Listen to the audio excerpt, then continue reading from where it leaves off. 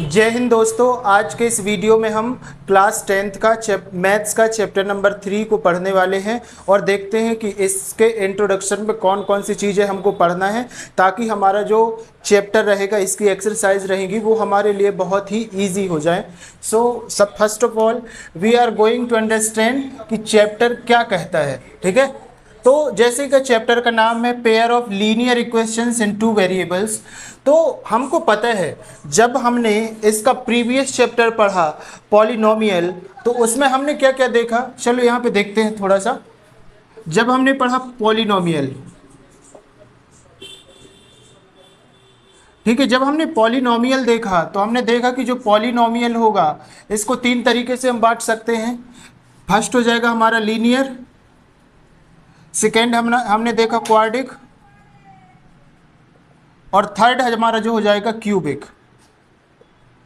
ठीक है, इस तरीके का देखा। अब हमने देखा कि इसमें अगर कोई लीनियर इक्वेशन पॉलिनोमियल का बनेगा तो क्या हो जाएगा, 2x + 3y = 0 हो जाएगा, या कुछ भी हो सकता है ना। यहाँ कोई कांस्टेंट वैल्यू भी हो सकती है। फॉर एग्जांपल यहाँ हो सकता है x + 9 = 0। ठीक है, वट एवर, बहुत सारे हो सकते हैं।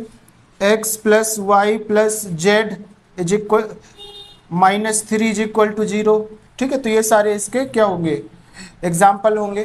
क्वाड्रिक इक्वेशन में हमने क्या देखा ऑलरेडी, यहाँ पे हो जाएगा, जैसे इसी को ले लेते हैं, 2x² + 3y + 4 = 0, 9z² + 3y + 4 = 0। Anything can be possible. यहाँ पे हम लिखा x² + 4 = 0, कुछ भी लिख सकते हैं। क्यूबिक पॉलिनोमियल में हमने सिमिलरली क्या देखा था कि यहाँ पे हो जाएगा x³ + x² + x + 4 = 0। इस तरीके का हमने देखा था। अभी हमारे चैप्टर का नाम है लीनियर इक्वेशन, तो प्रेजेंट में हम लीनियर इक्वेशन को देखेंगे। लीनियर का मतलब क्या हुआ, क्वाड्रिक का मतलब क्या हुआ। मैंने पहले चैप्टर में बताया था आपको कि अगर किसी भी इक्वेशन का ये जो पावर है, ठीक है, पावर है, इसको बोलेंगे डिग्री है। इसको हम क्या बोल सकते हैं, पावर, और बोल सकते हैं इसको और डिग्री। अगर किसी भी इक्वेशन की हाईएस्ट इक्वेशन लीनियर इक्वेशन के नाम, तो यहाँ पे देखोगे हाईएस्ट पावर 1 है, हाईएस्ट पावर 1 है, हाईएस्ट पावर 1 है। क्वाड्रिक इक्वेशन में क्या हो जाएगा, इसकी जो डिग्री रहेगी, ये जो डिग्री रहेगी, ये कितना रहेगा, इसमें 2 रहेगा। ठीक है, highest power will be 2। Cubic equation में हमने देखा कि हाईएस्ट पावर विल बी 3। ये चीज़ें हमको पता चल गई। तो हम देखेंगे कि लीनियर इक्वेशन में जब इस पूरे चैप्टर में जो भी हम इक्वेशन सॉल्व करेंगे, एक चीज़ क्लियर हो जाएगी कि जो भी इक्वेशन मिलेंगे उसकी पावर क्या रहेगी, हमेशा 1 रहेगी। ठीक है, पहली बात। दूसरी बात हम देखते हैं कि इन टू वेरिएबल, तो यहाँ पे हमने देखा कि जो ये x है और ये जो y है, ठीक है, x है और y है, ये सब क्या है, हमारे वेरिएबल है। और यहाँ पे जो जैसे लिखा है 2 लिखा है, ठीक है, यहाँ पे लिखा है 2, इसको अगर मैं रफ करूँ यहाँ पे बताऊँ, ये लिखा है 2 और ये लिखा है 3, तो ये क्या है, कांस्टेंट है। यहाँ तक तो बात क्लियर है, यहाँ तक कोई दिक्कत नहीं है।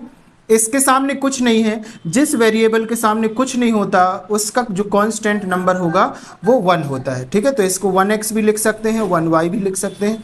तो इसके मैं कांस्टेंट टर्म की बात कर दूं तो कितना हो जाएंगे, कांस्टेंट इसका हो जाएगा 1, और इसका जो ये 2 वाला है, 2 हो जाएगा यहाँ पे पॉलिनोमियल। ठीक है, 2 हो जाएगा यहाँ पे कांस्टेंट, इस तरीके से। Same all the equations quadric equation में हम देख लेंगे कि जो 9 हो जाएगा, 3 हो जाएगा, 4 हो जाएगा, ये कांस्टेंट टर्म है जिसको बदला नहीं जा सकता है। इसमें से जो x है, y है, या ABCD कुछ भी कांस्टेंट टर्म के अलावा जो भी आता है उसके साथ में लिखा हुआ, ठीक है, उसको हम बोलते हैं वेरिएबल। वेरिएबल का मतलब होता है ये नंबर वेरी कर सकते हैं, चेंज हो सकते हैं। तो अभी हम इस चैप्टर में केवल लीनियर इक्वेशन की बात करेंगे और साथ में देखेंगे टू वेरिएबल। ठीक है, टू वेरिएबल का मतलब होगा दो अलग अलग variable. Variable should be linear and two different. जैसे यहाँ पे हम देखते हैं x एक वेरिएबल होगा और दूसरा y वेरिएबल होगा। यहाँ पे देखा केवल x एक ही वेरिएबल है, तो इस वाले चैप्टर में आपको कोई भी ऐसे क्वेश्चन नहीं मिलेगा जिसका वेरिएबल एक हो। हमेशा वेरिएबल किस में रहेंगे? दो में रहेंगे, x और y। x और y can not only the two variables, A B C D या एनीवेयर एल्स, जितने भी हमारे लेटर 26 लेटर्स हैं उनमें से कुछ भी हो सकता है, या फिर अल्फा बीटा गामा भी हो सकता है, तो वेरिएबल कैन बी डिफरेंट। ठीक है, बट हमको ये रखना है, ये ध्यान रखना है एक्स वाई जो रहेगा या फिर कांस्टेंट नंबर के जो अलावा होगा वो होगा हमारा वेरिएबल। आई होप कि चैप्टर का मतलब आपको समझ में आ गया होगा कि लीनियर इक्वेशन क्या होगा और टू वेरिएबल्स क्या होगा, और ये जो वेरिएबल्स आएंगे हमेशा पेयर में आएंगे, जोड़े में आएंगे। ठीक है, इसको आगे और हम देखते हैं और देखते हैं कि कैसे इसको हम सॉल्व करेंगे। इस चैप्टर में कितनी मेथड हैं जिसके द्वारा हम इक्वेशंस को सॉल्व कर सकते हैं। ठीक है, वो सभी चीज़ को हम देखेंगे। अब हम आगे देखते हैं इसके पॉलिनोमियल। जब हमने पढ़ा था तो देखा था कि स्टैंडर्ड पॉलिनोमियल इक्वेशन क्या होता है। यहाँ मैं बात करूँ तो स्टैंडर्ड पॉलिनोमियल इक्वेशन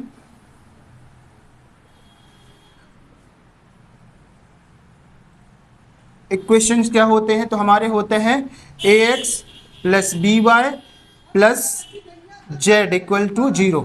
इस तरीके से हम बोल सकते हैं this is a polynomial equation of two variables.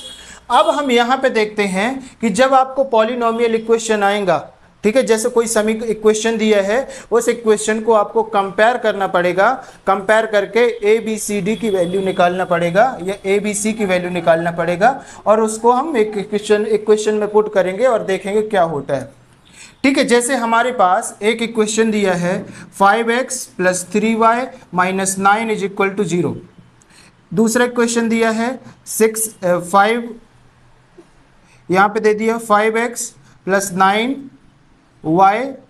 Plus 4 is equal to 0। Anything हो सकता है, इसमें कोई दिक्कत नहीं। इस वाले से हम कंपेयर करते हैं। ठीक है, ये हमारे पास पॉलिनोमियल इक्वेशन है, तो इसको a1 दे दिया, b1 दे दिया और ये हो गया z, इसको दे दिया z1। ये c1 भी दे सकते हो, कोई दिक्कत नहीं, z नहीं देना तो c1 दे दीजिए। सेकेंड इसका इक्वेशन लिख लेते हैं a2x plus b2y plus c2 is equal to 0। तो जब हम इस इक्वेशन को कंपेयर करेंगे, क्या करेंगे? कंपेयर करेंगे, तो आप देखेंगे कि a1x, ठीक है, a1x, या फिर इसको इस तरीके से लिख सकते हैं हम, इस तरीके से लिख सकते हैं। जैसे इसको मैं यहाँ पे लिख लेता हूँ 5x plus 9y plus 4 is equal to 0, और इस वाले को हम लिख देते हैं यहाँ पे ताकि आपको कंपेयर करना आसान हो जाएगा। तो इसको लिख देता हूँ a1x plus b1y plus c1 is equal to 0। तो यहाँ पे देखोगे आपको वैल्यू निकालना बहुत आसान हो जाएगा। कैसे? इसका कंपेयर, ये कांस्टेंट टर्म है, x से कट जाएगा, ये कांस्टेंट टर्म है, ये y से कट जाएगा, और ये हो जाएगा कांस्टेंट। अगर मैं बात करूँ a1 की वैल्यू क्या हो जाएगी आपकी, बताइए 5, b1 की वैल्यू क्या हो जाएगी यहाँ पे, कांस्टेंट 3, और c1 की वैल्यू क्या हो जाएगी आपकी -9। ठीक है, समझ में आ रहा है? समझ में आ रहा होगा आई थिंक। ये सारी चीज़ें आपको कैसे निकाल रहा हूँ, नहीं समझ आ रही तो वीडियो को थोड़ा सा पीछे करिए, फिर आगे देखिए। अगर बात मैं यहाँ से कंपेयर कर दूँ तो a2 कांस्टेंट है, 5 से इसका कंपेयर कर दो, b2 कांस्टेंट है, इसका इससे कंपेयर कर दो, c2 का इससे कंपेयर कर दो, और जो एक कॉमन है ना, ये जो कॉमन वैल्यू है, कॉमन क्या हो जाएगा, कट जाएगा, ये ऐसे y कॉमन है और इसमें तो कोई कॉमन नहीं है। तो कुल मिला के a2 की वैल्यू क्या हो जाएगी, 5 हो जाएगी, b2 की वैल्यू हो जाएगी 9, और c2 की वैल्यू हो जाएगी हमारी 4। ये चीज़ समझ में आ गई। आई होप कि आप a1, a2, b1, b2 and c1, c2 की वैल्यू बहुत आसानी से निकाल सकते हैं। अब आगे देखते हैं कि कौन कौन सी कंडीशन होती है। ठीक है। इस a1 b1 b2 की वैल्यू कैसे हम यूज करेंगे पॉलिनोमियल के द्वारा। अगर चीजें समझ नहीं आ रही हैं तो एक स्क्रीनशॉट लीजिए, उसको कॉपी में बनाइए, कॉपी में बनाकर देखिए कि कैसे सॉल्व करना है। ठीक है। अब हम यहाँ पे देखते हैं कि पॉलिनोमियल इक्वेशन को सॉल्व कैसे करेंगे, वैल्यू को कैसे पुट ऑफ करेंगे इक्वेशन में। ठीक है। तो हमने देखा यहाँ पे, हमने देखा कि एक क्वाड्रिक इक्वेशन होता है, क्वाड्रिलेटरल होता है, ये आपने पढ़ा हुआ होगा, है ना। इसको क्या बोलते हैं, क्वाड्रिलेटरल। अच्छा, इसको सीधा जरा बना लिया जाए, इसको बोलेंगे क्वाड्रिलेटरल। ये हुआ और ये हुआ, इसको क्या बोलेंगे भैया, क्वाड्रिलेटरल। क्वाड्रिलेटरल बोलेंगे। आपको पता है कि ये x होता है प्लस का और ये माइनस का x होता है, ये प्लस का y होता है तो ये माइनस का y हो जाएगा। मतलब ये जो इसको बोलेंगे फर्स्ट क्वाड्रिलेटरल, इसको बोल देंगे हम सेकेंड क्वाड्रिलेटरल, इसको बोल देंगे हम थर्ड क्वाड्रिलेटरल, इसको बोल देंगे हम फोर्थ क्वाड्रिलेटरल। यहाँ तक कोई दिक्कत नहीं होगी आई थिंक।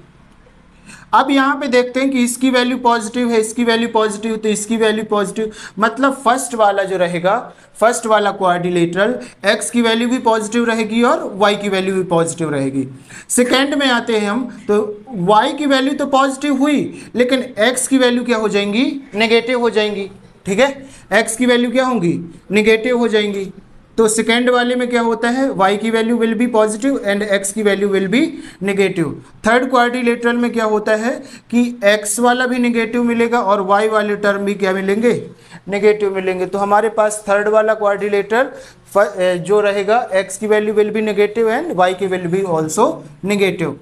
अगर मैं बात करूं फोर्थ वाले की, तो फोर्थ वाले में अगेन रिपीट हो जाएगा कि y की वैल्यू क्या रहेगी, नेगेटिव, और x की वैल्यू क्या रहेगी, पॉजिटिव रहेगी। ठीक है, यहां तक समझ आया। अब आपके दिमाग में एक क्वेश्चन आएगा कि सर इसका यूज कैसे करेंगे हम। ठीक है, तो इसके हम ग्राफ बनाएंगे। अभी आगे चल के हम ये सॉल्व देखेंगे कि जो हमारे linear equation in two variables होंगे, तो प्रत्येक लीनियर इक्वेशन को हम 3 मेथड से सॉल्व कर सकते हैं। वो 3 मेथड कौन कौन सी हैं उसको हम अभी आगे चल के डिस्कस करते हैं। फिलहाल तो हम ये देखते हैं कि हमारी वैल्यू कैसे कैसे हम इक्वेशन से फाइंड करेंगे। तो जैसे आपने देखा कि हम जब स्टैंडर्ड लीनियर इक्वेशन से वैल्यू को कंपेयर करते हैं तो हमको a1 की वैल्यू, a2 की वैल्यू मिल जाती है, b1 की वैल्यू मिल जाती है, b2 की वैल्यू मिल जाती है, c1 की वैल्यू मिल जाती है और c2 की वैल्यू मिल जाती है बाय द स्टैंडर्ड इक्वेशन। ठीक है, आगे हम देखते हैं यहाँ पे देखेंगे एक चीज कि जब हमारा a1 एंड a2, ठीक है, a1 और a2 क्या होगा, यहाँ पे देख लो 3 केस हो जाएंगे यहाँ पे। When a1 and a2 is equal to b1 and b2। ठीक है, ये हमने देखा। जब हमारा a1 और a2 does not equal to b1 and b2 होगा, तो जब इसका हम ग्राफ बनाएंगे, क्या बनाएंगे, ग्राफ बनाएंगे। अभी मैं बता रहा हूँ कैसे ग्राफ बनाएंगे। तो जब इसका ग्राफ बनेगा तो जो इसमें लाइन मिलेंगी ना, लाइन, यहाँ पे लाइन जो मिलेगी वो इंटरसेक्ट करेंगी। अभी मैं बता रहा हूँ, इसकी जो लाइन मिलेंगी वो लाइन क्या करेंगी, लाइन इंटरसेक्ट करेंगी। ठीक है, लाइन क्या करेंगी, इंटरसेक्ट करेंगी। ठीक है, और जो हो जाएगा, अगर मैं बात करूंगा तो इसका हो जाएगा, अगर अलजेब्रिक इंटरसिपेशन की बात करूंगा, ठीक है, तो इसका हो जाएगा यूनिक सॉल्यूशन। ठीक है,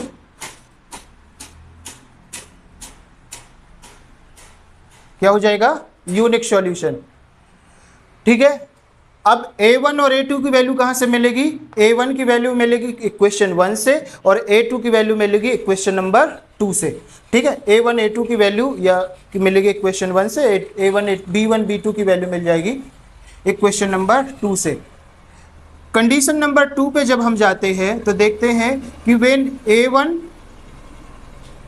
a2 will be equal to b1 and b2, ठीक है, एंड ये does not equal to c1 and c2, तो क्या हो जाएगा यहाँ पे हमारा, यहाँ पे मिलेगा हमको पैरेलल लाइन। लाइन कैसे मिलेगी? पैरेलल, पैरेलल लाइन मिलेगी और इसके हो जाएंगे no solution.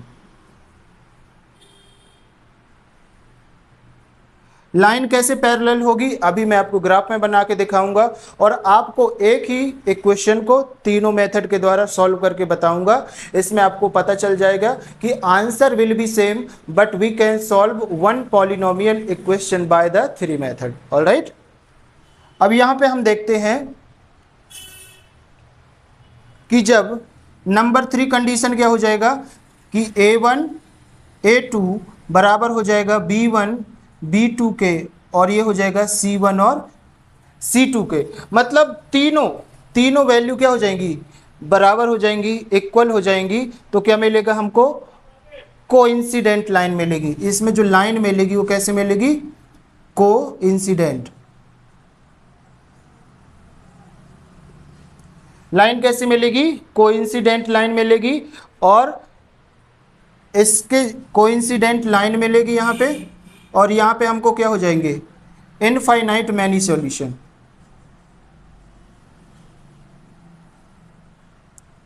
Many solution, infinite many solution हो जाएंगे। ठीक है, अब इस वैल्यू को हम इक्वेशन में देखते हैं कि ग्राफ के द्वारा कैसे इसको प्लॉट करेंगे, ग्राफ में कैसे इसकी वैल्यू फाइंड आउट करेंगे। ठीक है, तो यहाँ पे हमारे पास हो जाएगा कि जब हमारी लाइन क्या कर रही है, ये हमारे पास हो जाएगा कॉन्सिस्टेंट, है ना। इस जब यूनिक सॉल्यूशन हो जाएगा तो क्या हो जाएगा? कॉन्सिस्टेंट हो जाएगा। कॉन्सिस्टेंट क्या होगा?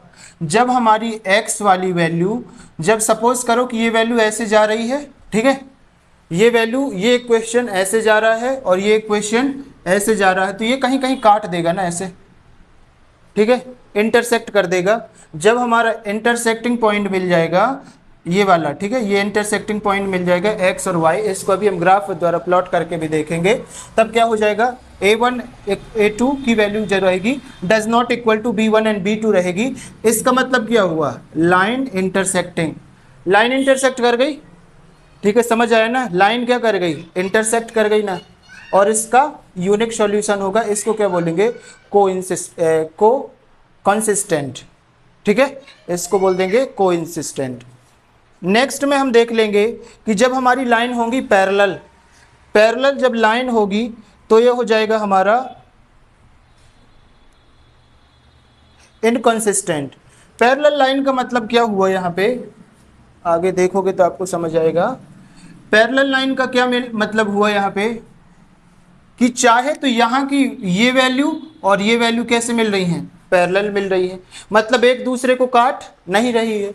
या तो हमको कोई भी ग्राफ मिलेगा तो या तो ये ऐसे जा रही है, एक दूसरे को जब वैल्यू काटेंगे नहीं, पैरेलल हो जाएंगी। ठीक है, तो जब पैरेलल कब होंगी? जब A1 A2 is equal to B1 B2 does not equal to C1 C2 होगा, तो लाइन पैरेलल हो जाएंगी और इसका जो एल्जेब्रिक एक्सप्रेशन रहेगा उसके कोई भी सॉल्यूशन नहीं होंगे। ठीक है, यहाँ तक हो जाएगा। अब जब क्या हुआ? A1 A2 B1 B2 और C1 C2 तीनों बराबर हो जाएंगी तो क्या हो जाएगी? कोइंसिस्टेंट हो जाएंगी। मतलब ये लाइन क्या हो जाएगी? कोलैप्स हो जाएगी। कोलैप्स का मतलब अगर ये यहाँ से शुरू होती है x वाली, तो ये y वाली भी कहाँ से शुरू होगी? इसी के ऊपर से, सॉरी ये अलग अलग बन गई, ये इस ऐसे जाएगी तो y वाली भी इसी के ऊपर से जाएगी ऐसे। ठीक है, कोलैप्स कर जाएगी और इसको हम क्या बोलेंगे? कंसिस्टेंट। ठीक है, तो ये कोलैप्स हो जाएगी लाइन। आई होप कि यहाँ तक चीज़ें समझ आया होगा। ग्राफ में कैसे कैसे प्लॉट करना है, जब हमारा ये वैल्यू रहेगा तो क्या आएगा, जब हमारी ये कंडीशन होगी पॉलिनोमियल की तो ग्राफ कैसे प्लॉट होगा, और जब हमारा इस तरीके की कंडीशन होगी तो वो ग्राफ कैसे प्लॉट होगा। मैंने तीनों ग्राफ आपको प्लॉट करके बता दिया है। ठीक है, अब हम आगे देखते हैं, वेरी वेरी इंपॉर्टेंट। आगे हम क्या देखेंगे कि जब हमारा ग्राफ बनेगा, मतलब जब हमारे पास कोई लीनियर इक्वेशन होगा of two variables according to chapter, then how can we solve that linear equations and how many methods we have for solving that. So I have already told you कि हमारे पास linear equation को solve करने के लिए तीन method होती है, ठीक है। पहला हो जाएगी हमारी ग्राफिकल मेथड, ठीक है। फर्स्ट मेथड हो जाएगी ग्राफिकल मेथड, यहां पे चाहो तो लिख लो method for solving linear equation.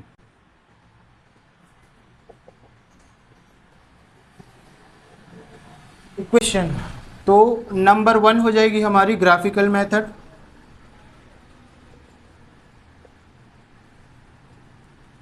Number 2 पे हो जाएगी हमारे पास ग्राफिकल मेथड हो जाएगी, नंबर 2 पे हो जाएगी हमारे पास सब्स्टिट्यूशनल मेथड,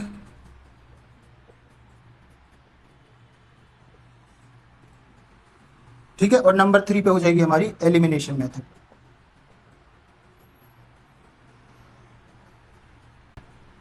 ठीक है, ये 3 मेथड होंगी टू सॉल्व एक इक्वेशन को हम इन तीनों के माध्यम से सॉल्व कर सकते हैं। तो एक इक्वेशन लेते हैं और देखते हैं कि कैसे हम सॉल्व करेंगे। जैसे हमारे पास लिखा है एक इक्वेशन, एक एक करके हम देखते हैं कि वैल्यू कैसे आएंगी। जैसे हमारे पास एक इक्वेशन दिया है, सपोज यहाँ पे हमको गिवन इक्वेशन दिया है, given equation x plus Y is equal to 14 और सेकेंड इक्वेशन क्या हो जाएगा x minus Y is equal to 4, x minus Y is equal to 4, ये इक्वेशन दिया है। तो सबसे पहले इसको क्या लेट कर लेंगे, ये इक्वेशन नंबर 1 हो गया, इक्वेशन नंबर 2 हो गया, ठीक है। अब मैं इसको सबसे पहले ग्राफिकल मेथड से सॉल्व करूंगा, फिर सब्स्टिट्यूशनल मेथड से और एलिमिनेशन मेथड से। तो बेसिकली यहाँ पे आपको मेथड्स देखना है, मेथड्स को आइडेंटिफाई करना है। इसको एक्सरसाइज में मैं आगे और सॉल्व कराऊंगा, बार बार एक ही मेथड को सॉल्व करा के बताऊंगा, जिससे आपकी ये मेथड बहुत अच्छे तरीके से रट जाएंगी।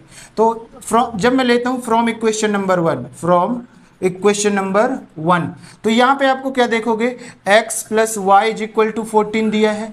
तो हम इसमें से एक की वैल्यू 0 कर देते हैं, ठीक है, चाहे तो कर देते हैं वेन वी पुट, ये मन से लेना है, इसका कोई नियम नहीं होता है। x is equal to 0 put कर दिए, ठीक है। तो y इज इक्वल टू क्या हो, यहाँ पे क्वेश्चन में जब पुट करेंगे तो हम देखेंगे यहाँ पे कि x की जगह पे क्या पुट किया 0, प्लस है तो प्लस आया, y है तो y आ गया और इज इक्वल टू 14 आ गया। यहाँ तक क्लियर है। तो यहाँ पे वैल्यू आ गई y इज इक्वल टू क्या आ गया 14। तो यहाँ पे एक हमको ग्राफ बनाना है जिस पे हम x की वैल्यू लिखेंगे और y की वैल्यू लिखेंगे। तो ये अब देखते हैं कि x की वैल्यू जब कितनी पुट करते हैं 0, x की वैल्यू 0, y की वैल्यू क्या मिल जाती है हमको 14। एक वैल्यू क्लियर हुई क्या। अगेन इसको आगे देखते हैं कि वेन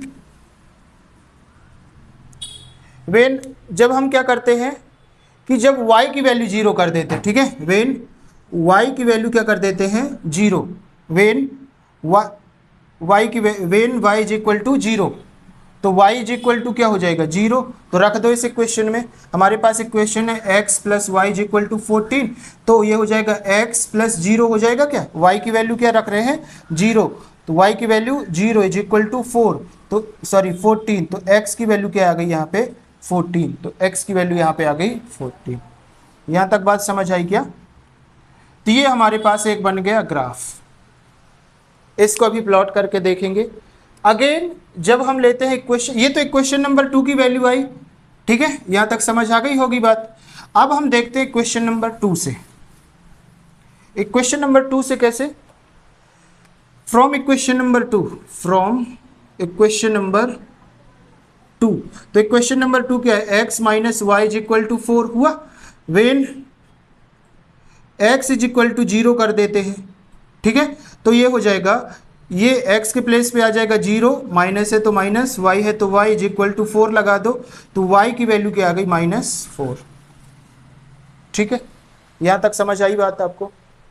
वेन यहां पे लिख लो, वेन y की वैल्यू क्या कर दो आप 0, तो y की वैल्यू हमारा इक्वेशन क्या है x minus Y is equal to 4, तो ये हो जाएगा x minus 0 is equal to 4, मतलब x की वैल्यू क्या आ गई 4। अगर यहाँ पे मैं ग्राफ बनाऊंगा तो कैसे मेरे को ग्राफ समझ आएगा, यहाँ पे x की वैल्यू लिखूंगा, y की वैल्यू लिखूंगा जब क्या फर्स्ट में क्या देखा, x की वैल्यू क्या पुट किया 0, तब y की वैल्यू क्या मिल गई -4। सिमिलरली अगेन मैंने क्या किया, y की वैल्यू 0 कर दिया, y की वैल्यू 0 कर दिया, तो x की वैल्यू क्या मिल रही है मेरे को 4 मिल रही है। ठीक है, ये दो ग्राफ बन गए हमारे पास। Now plotting the value in the graph. तो ग्राफ में वैल्यू प्लॉट करने के लिए क्या करना पड़ेगा, तो आई होप कि यहाँ तक तो चीज़ें क्लियर हो गई होगी। इसको रफ करके मैं वैल्यू को प्लॉट करता हूँ ग्राफ में। ठीक है, तो यहाँ से आपको ग्राफिकल मेथड समझ आएगी कि ग्राफिकल मेथड कैसे सॉल्व होती है। तो यहाँ पे देखो आगे हमने एक ग्राफ बनाया जिसमें एक्स वाई होता है, जिसको क्वाड्रिलेटरल मैंने पहले ही समझा दिया था आपको। यहाँ पे हमको क्या समझ आता है, ये x वाला है, ये y वाला है, ये -x हो जाएगा इसके अपोजिट, और इसके अपोजिट हो जाएगा -y। तो यहाँ पे हम देखते हैं कि हमारे मैक्सिमम वैल्यू कितनी है 14 है, तो 14 तक बना लेते हैं। तो ये हो जाएगा 0, इसको मैंने नाम दे दिया 5, इसको दे दिया 10 और इसको दे दिया 15। ठीक है, इसके बीच में 5 डिजिट है, इसको दे दिया नाम मैंने 5, इसको दे दिया 10 और इसको दे दिया 15। सिमिलरली -5 -10, तो ये इसको थोड़ा सा और आगे स्प्लिट कर दोगे तो ये हो जाएगा हमारा -15, ये हो जाएगा -x, इसको भी -5 -10 और ये हो जाएगा -15। ठीक है, now plotting the value. Value क्या है हमारे पास, अगर फ्रॉम इक्वेशन नंबर 1 से देखते हैं तो हमारे पास वैल्यू कौन कौन सी है, इसको हम ग्राफ में प्लॉट करते हैं। तो x की वैल्यू क्या है 0 है, तो x की वैल्यू कहाँ है, ये वाले ग्राफ में जाएंगे तो x की वैल्यू क्या मिल गई 0 मिल गई। जब x की वैल्यू 0 है तो y की वैल्यू क्या है, y की वैल्यू क्या है 14। तो जब x की वैल्यू 0 है तो y की वैल्यू 15 यहाँ है, तो करीब यहाँ पे लेट कर लेते तो ये वैल्यू मिल गई हमको। ठीक है, तो ग्राफ तो यही रहेगा। अगेन जब हम देखते हैं कि जब x की वैल्यू क्या है 14 है, यहाँ पे हम जाते हैं तो x की वैल्यू यहाँ पे 14 मिल गई, तब y की वैल्यू क्या हो जाती है 0 हो जाती है। ठीक है, y की वैल्यू 0 मतलब ये यहीं पे हो जाएगा।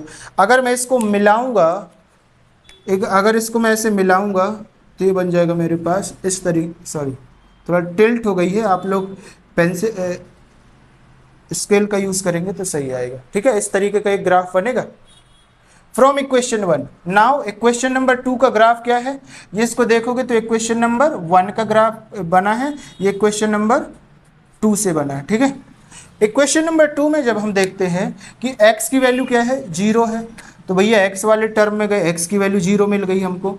y की वैल्यू क्या है -4 है, तो ये 5 है, करीब करीब यहाँ पे देख लो ये -4 हो गया। ठीक है, तो ये मिल गई हमको y की वैल्यू। अगेन कहाँ पे जाएंगे हम, अगेन हम चले जाते हैं x की वैल्यू 0 हो जाती है, सॉरी यहाँ पे y की वैल्यू होगी, यहाँ पे 4 होगा, यहाँ पे 0 होगा। ठीक है, यहाँ पे लिखने में कुछ मिसमैच हुआ होगा। तो जब हमारा x की वैल्यू क्या होती है 4 होती है, मतलब x की वैल्यू यहाँ पे 4 होती है, तो y की वैल्यू 0 हो जाती है। मतलब अगर हम इसको मैच करेंगे तो कुछ इस तरीके का बनेगा, क्या बन जाएगा ना। तो आगे हम यहाँ पे देखते हैं कि ये वाला ग्राफ क्या कहाँ पे काट रहा है, यहाँ पे काट रहा है, ये यहाँ पे 10 के बाद 11 समझ लो, और ये हो जाएगा यहाँ पे काट रहा है 5 के बाद 6 समझ लो। तो ये वाला लाइन कौन सा है, अगर देखोगे तो ये वाला लाइन कौन सा है, y वाला है क्या, और ये वाला लाइन कौन सा है x वाला है क्या। तो यहाँ पे इससे मैं क्या कह सकता हूँ कि x की वैल्यू हमारी 11 आई, y की वैल्यू क्या आ गई 6 आ गई। तो यहाँ से एक्स वाई की वैल्यू हमको मिल गई।